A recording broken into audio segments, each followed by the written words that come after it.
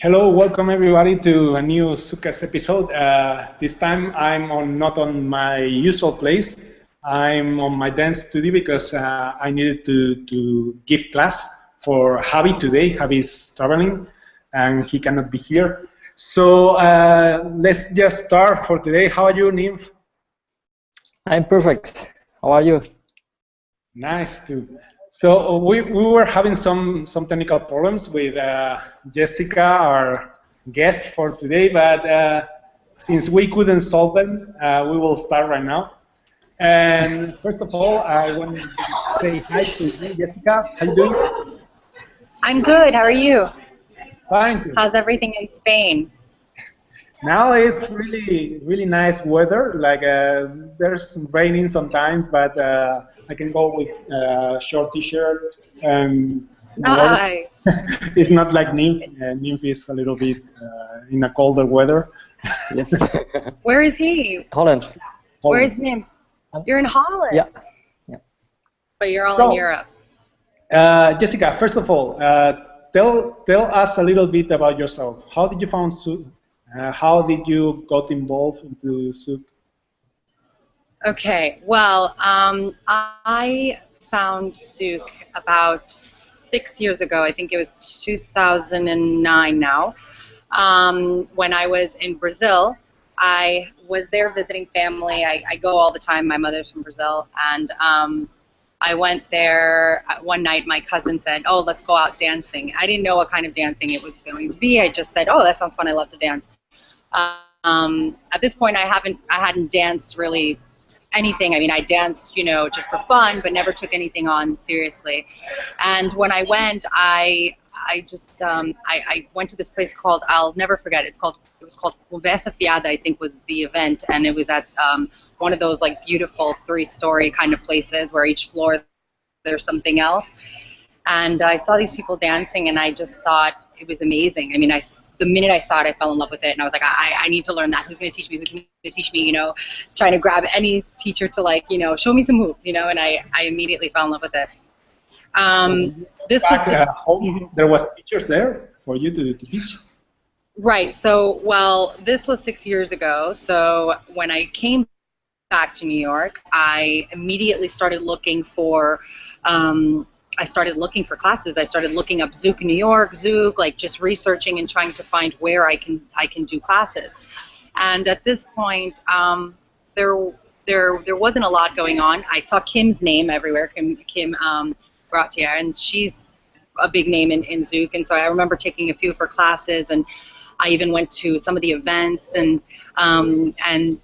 tried to be a part of the scene. But at that time, it was so small that it was really hard to want to keep going. When you would go out, it was like maybe 10 girls and like 3 guys, and it was just not, it really wasn't, I had no motivation to want to go out that much, and I was working full time, so it was tough. But then I moved to Buenos Aires, and I lived in Buenos Aires for 3 years. And there I found out, like I met this girl who actually did salsa, and she's like, "Oh, I also do Zouk. You probably never heard of it." I'm like, yeah, no, I know what Zouk is. I'm like, "Where do you do Zouk? You need to tell me."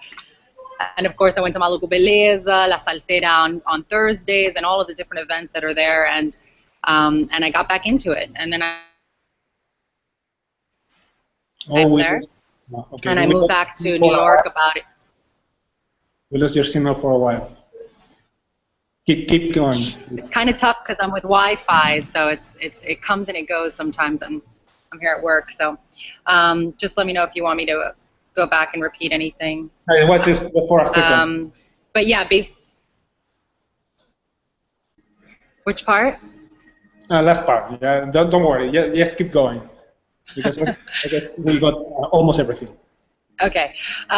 Basically, I moved back to New York a year and a half ago, and I was so surprised to see that the scene had grown so much, and I've been dancing since I've been back ever since, and Zouk has always been a big part of my life.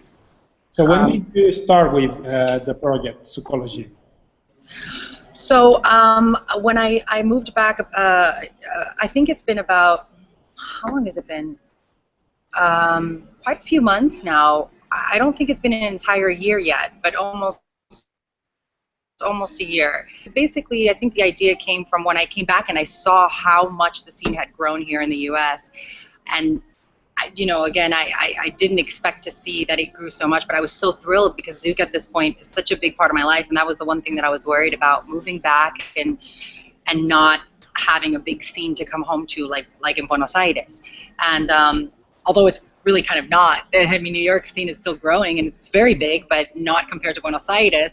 But it was still great. It wasn't the 5 people that I was used to from before. So, and when I started going to all these congresses and seeing like that there were so many people that felt so strongly about the dance in the U.S. and that it's growing so much, I thought, wow, there's no general place, there's no website where everyone can go and find all of these things. Like, I know there's a lot of different blogs and there's a lot of different websites that tell you about the events or whatnot, but I kind of wanted to create something where people can go and read about it, learn about it, or hear about other people's stories of whether it involves technicality and dance moves, or whether it involves a personal story. Whoever has a voice, whoever wants to speak, where somebody can go and talk about those things, and where you can also go and see all the events that are happening. We have we have the one browser where if you go into, you see literally all of the events that are happening all around the world, and you can keep track of what's coming up next, because there's so much, it's like there's so many congresses now that it's so hard to keep up with it all. So that was basically where the idea stemmed from. So did you have a website building or journalism background? I do. Well, I am a journalist. I studied investigative journalism, the master's in Argentina, and right now I actually work at Vice, which is I work in the HBO documentary series. So it's a series, but it's a documentary series, so it's very journalistic as well. So that's where kind of the idea came as well, to kind of join 2 passions that I have and be able to do what I love and help it also, help promote it as well. That was the biggest thing, help promote it. So I guess that your main goal is, like you said, have all this information available for everybody, and also trying to promote Zouk to a more mainstream audience than before, at least in the dance scene, right? Right, exactly. And what's the most difficult thing that you see for Zouk to become a mainstream dance? I think that, well, if you see Kizomba, for example, it's grown so fast and in such a short amount of time. I think we can all say that it's grown faster than Zouk in such a short amount of time. Yeah, we have a pending episode about the rise of Kizomba. Rise of Kizomba, yes. That would be fantastic. But that's the thing. I think in a way, I like Kizomba a lot. I really do love Kizomba, and I hope to keep learning more. But it kind of hurts me in a way, because I'm like, why didn't Zouk grow like that? Why it hurts, and I'm like, why? I don't get it. Why don't people understand? Yes. And I think the biggest thing is that it's not a simple dance. Not that Kizomba is simple at all, but when you see it, it doesn't look that complex, so people aren't as scared to jump in and try it. And I think when people initially see Zouk, it's like, whoa, that's very difficult, and people immediately get intimidated. And I think that's the biggest struggle, because you see all these amazing artists and doing all these jumps and flips and all these head movements and balancing and keeping your posture and doing all these things, and it's like there's so much going on at once that people get a little freaked out. And it is a hard dance. I think that's one of the biggest challenges. Yeah, but contemporary is really hard also. I mean, it's mainstream. It is. No, it is, and I think that's what makes it difficult. Yeah, so why people get scared about Zouk and not so many people get scared about contemporary? It's because there are different audiences aiming for each one. Like Zouk seems more like a social dance, and only people looking for social dance will look at it, and then they got scared because it's not so much a social dance like a proper dance, you know? Yeah, yeah. Well, it's also different to think, you know, I think if you want to learn a dance, when you go to a class and you go on your own and it's a dance where it's like hip hop or jazz or anything else, it's a lot easier to just go on your own. But when it's something that's partnered as well, people kind of get a little bit, you know, standoffish with the idea of the partnering, especially if you don't go with somebody. They're like, wait, so do I have to bring somebody? I mean, so a lot of my friends who don't dance are like, wait, but do you go with somebody? How does it work? I'm like, no, you just go, you switch partners, you meet people.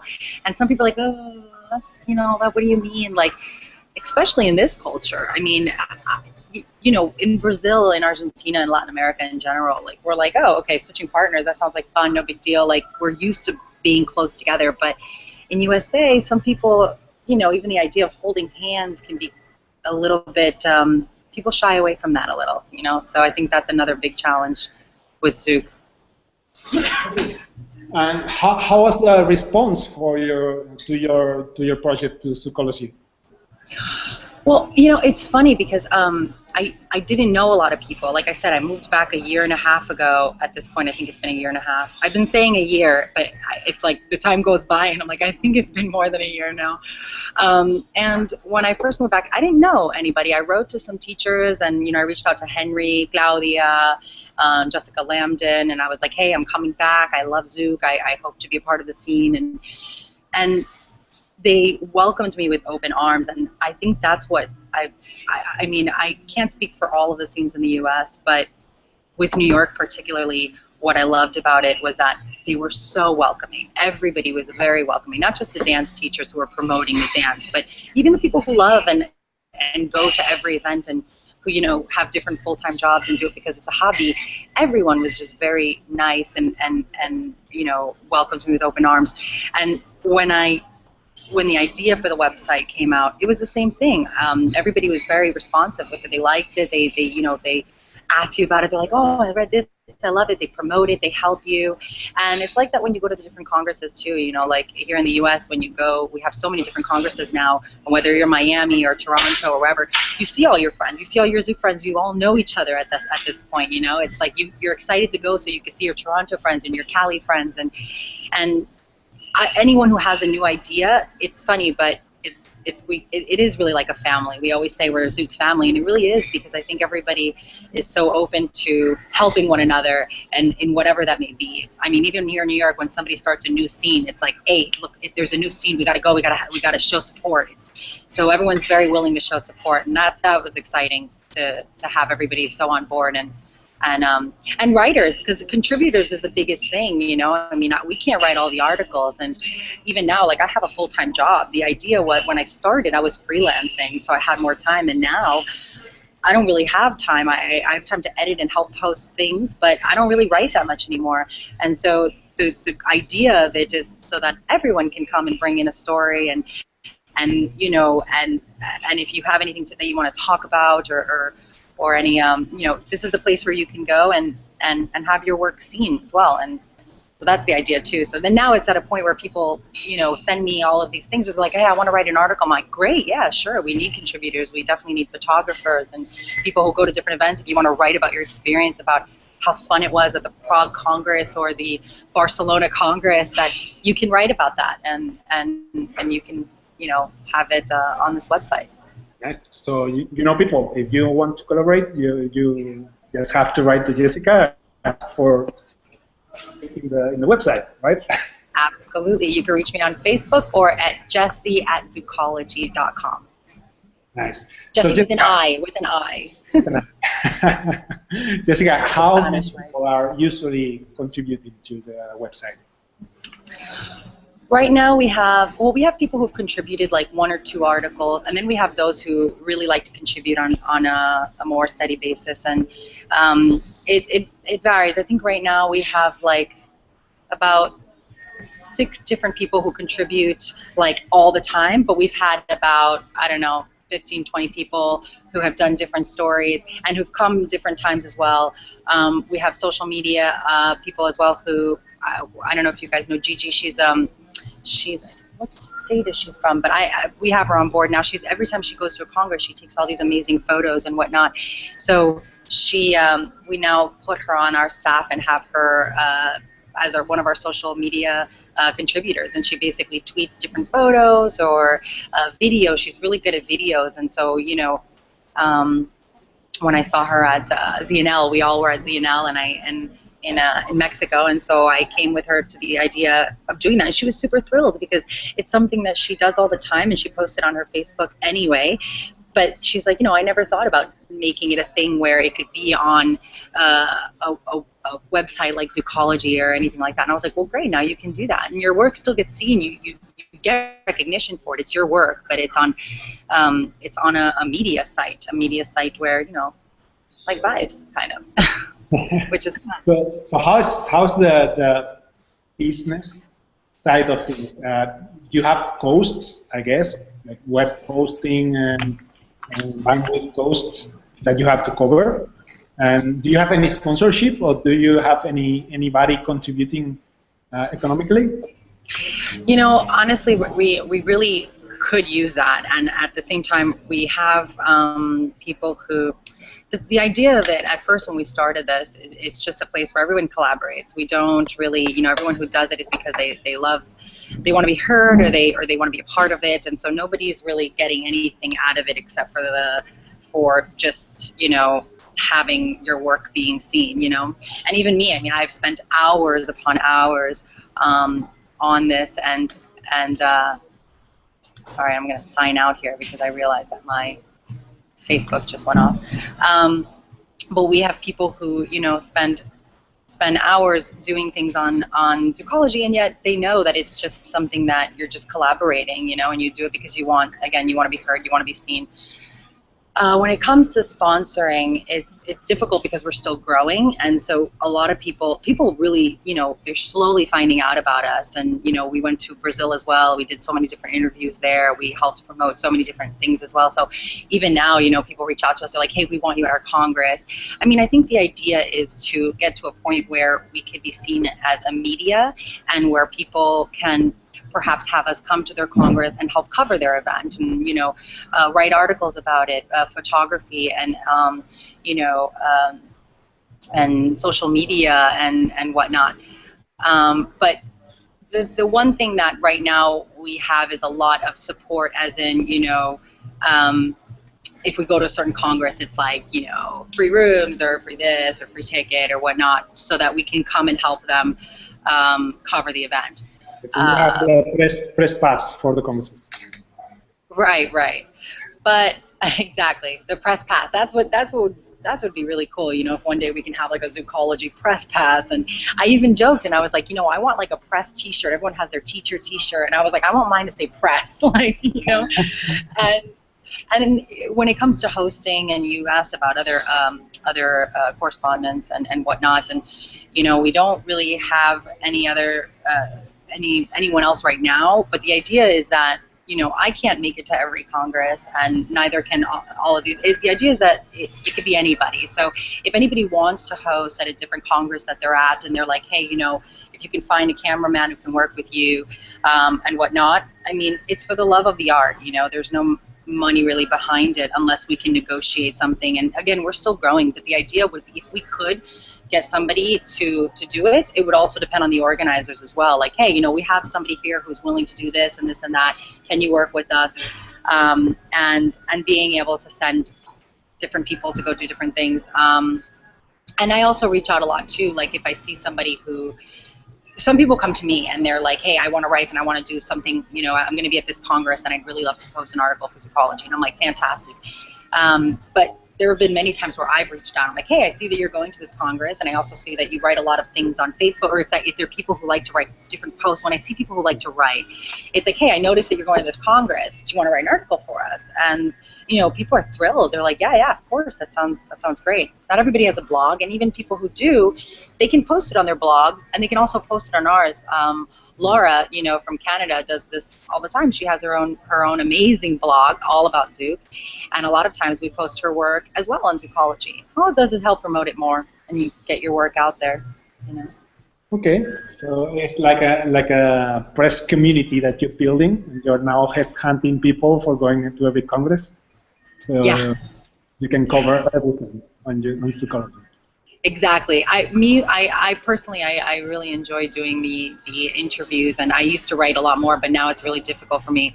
But for example, now we have the Fall for Zouk one, and we have a lot of interviews lined up with different artists that we're going to be doing, and yeah, and the idea is hopefully if anybody else has if they want to, if writing is your thing or if corresponding is your thing, and you want to give it a shot, and you're there at a different congress. This is the place where your work will really get a lot of attention, So let's talk about some more fun stuff. Interviews. Sure. Interviews. Sure. So which artist or which couple was the most difficult for you to interview, and why? Most difficult? Well, we have a lot of material that we haven't really posted. I think that in Brazil, when I went last year, I went for the Bird Congress, and we definitely got a lot of material. Filmed. We didn't really use a lot of them. And the reason why is because, editing takes time and all of these things take time, but then also you hold on to them for the right moment to post, because we've actually posted a few things months later when it's been the right time to help promote, for example.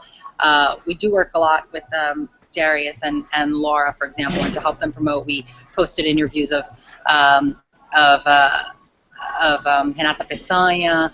We also have another one that I wanted to post with Larissa and Cadu, and so those are the moments that will kind of whip them out, surprise people, like, hey, we did this months ago. But when it comes to difficulty interviewing, there are some that we kind of held on to because there's a whole political side to Zouk that you really have to be careful with, especially when it comes to the Brazilians, because this is a Brazilian dance, and that's where it started. And we're not even going to get into the music and where the music started, because that's not where it started. But then that's a whole other can of worms where it's like, well, actually, it's not a Brazilian music, and it's like, well, I know.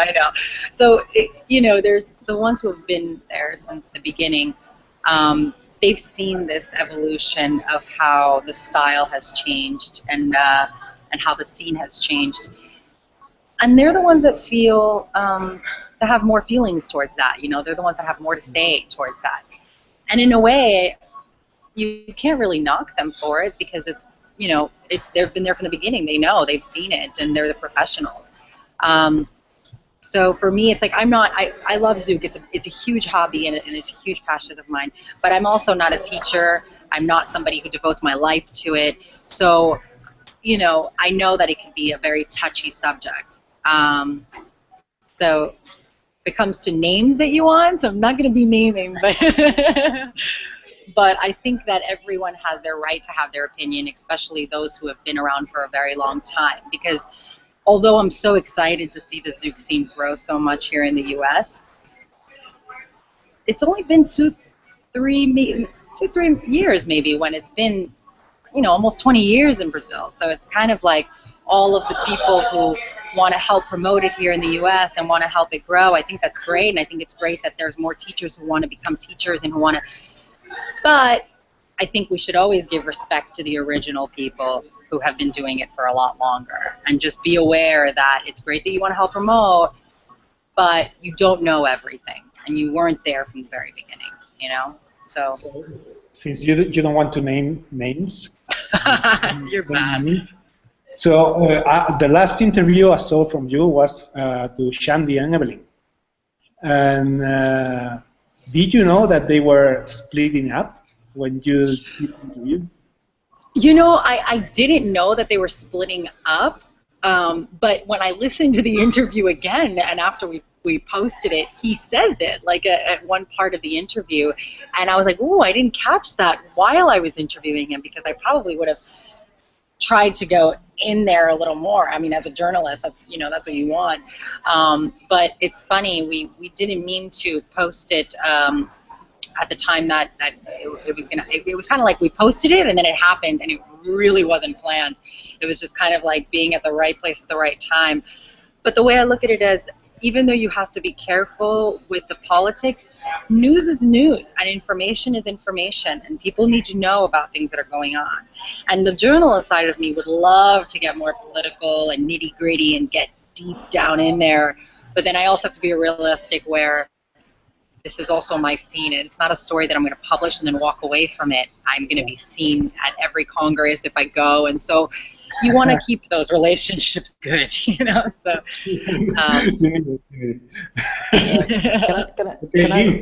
have like 3 or 4 minutes left.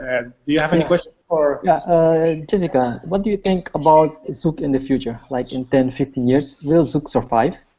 Because as DJ, as teacher, as organizer, it's hard to get money, earn money from it, and living from volunteers, it's not so, I think, not so good for Zouk. It's not so, I didn't hear the last part. Not so good for the evolution of Zouk. Right, so do you mean the economic aspect of it? Or? Yeah. I mean, you know, see, that's the thing, it's I think with dancing in general, it's really rough, you know, and especially when you're doing a dance like Zouk, because if you're a hip-hop artist, you could do random videos, you could do random freelance work that really fills your pockets. And but with Zouk, it's really difficult because not a lot of people know or want to work with us. I think that the big-time goal, and I think that, I guess, kind of the dream or the thought that I always had was, you know, with Zoukology, if it were to become more mainstream. I don't know, I think that I imagine this everywhere. I imagine it in music videos. There's music videos that I see where I'm like, you know, Zouk would look great there, you know, or if they have a background of, and maybe that's just me and the fact that, or us, you know, how we're so passionate, where maybe other people wouldn't get it except for Zoukers.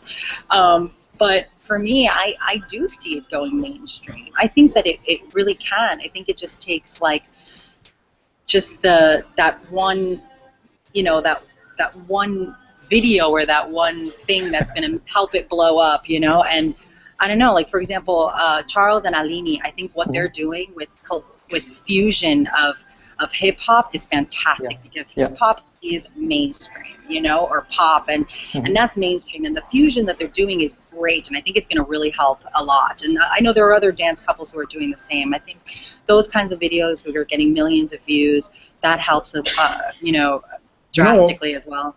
You know what I think it will work, and you are in the right country to do so? Like to a couple making a show on So You Think You Can Dance. That would make it huge. And I think absolutely. Some of the shows, like you said, Aline and Charles, they are, the level is there. So they are able to go there and do a good performance. Definitely. They definitely are. Shani and Evo as well. I know that a lot of people, Mark Brewer, I mean, he's fantastic. There's great artists here who I know that they've definitely been trying, and I know some people who have even done shows, and I know even like, you know, Charles, he does all these different hip-hop collaborations with, he was just on stage with Selena Gomez or all these things. Maybe one day, who knows, the right opportunity will happen where some sort of a music video will like the idea of having Zouk or something, and I think that's going to be the big break, you know. And I think that we definitely have a lot of great artists here who can make that happen. I think we're all pushing for that as well. So that's the big hope, you know. I think that's definitely the big hope there, that we can make that one day happen, you know. So we need one person with a brilliant idea to make Zouk worldwide famous. Yeah, well, and you know, I even thought here at Vice we have this magazine called Noisy, and it's really all about music, not so much dance. But I tried pitching them a story a couple months ago, and you know, since it was more involved with dance, they weren't really that into the idea either.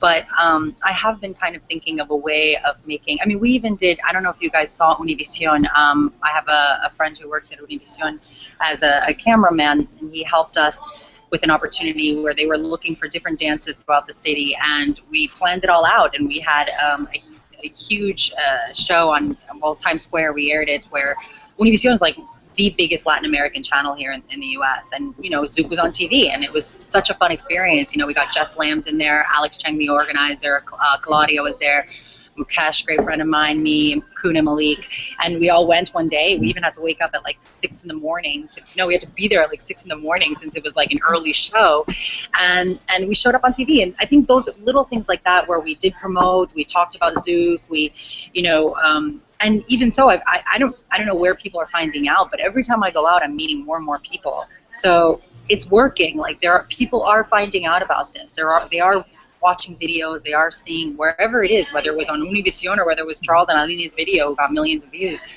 They're definitely catching on, and there's always new faces. So it's happening. I think it's just a matter of a big break from some artists here to really make it go mainstream. And if they do, I hope more people start publishing on Zoukology, and we can come too, Yeah. Okay. Okay, guys. Cool. So I have now class. I should have started 1 minute ago, and the guys are waiting outside just to not appear on the video. So I have to leave you. Yeah, so I guess no that we can sum up here. And thank you, Jessica, for being here. It's been a pleasure. Thank you. It's an honor. In person sometime in some of the congresses. Yes, maybe, I would love to. Maybe you can come to Zouk Devils and cover it. Yes, I would love that. I would love to come to Barcelona. I love Barcelona. It's one of my favorite cities. Nice. So you have a date on July next year. Perfect. I'll mark it in the calendar. Zoukology goes to I promise you, if you come, you will have your press pass. Yes. Can I get a T-shirt? I want a T-shirt. Yeah. I'll do the T-shirt. Thank you. That'd be awesome. I'll be there then. Okay. Nim, thank you very much. Thank you. Thanks, Nim. Good luck. Bye, guys.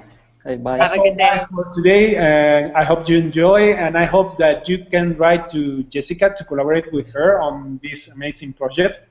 I think that we need more exposure on the media, and this is one way of doing it. So please, if you have something to write and you want to get more views, go to Jessica and publish on Zoukology. Yes. Okay, guys. Bye, guys. Thank you very much. See you next week. Bye. Bye. Bye. Thank you.